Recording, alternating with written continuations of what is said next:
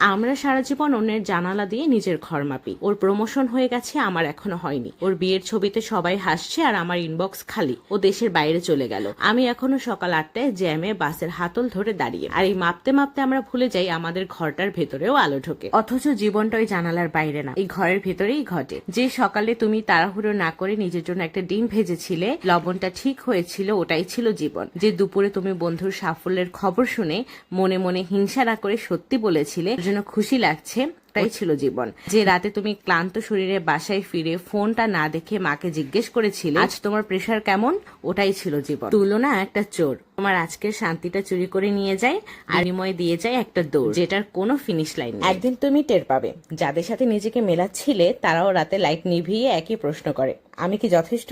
তখন বুঝবে জীবনটা প্রতিযোগিতা না, এটা হাত। কেউ আগে যাবে, কেউ একটু পরে। তাতে তোমার রাস্তার পাশে যে কৃষ্ণচূড়াটা ফুটেছে তার রং কমে যায় না। তাই আজ অন্যের জানালা না দেখে নিজের ঘরে একটু আলো জ্বালাও। দেখো তোমার চায়ের কাপে এখনো ধোয়া উঠছে। তোমার মায়ের ওষুধটা তুমি সময় মতো এনেছো, তুমি আজও হাল ছাড়োনি। অন্যের জীবন সুন্দর হতে পারে কিন্তু বাঁচতে হবে তোমারটাই, আর তোমারটা যেমন আছে তেমনই যথেষ্ট সুন্দর।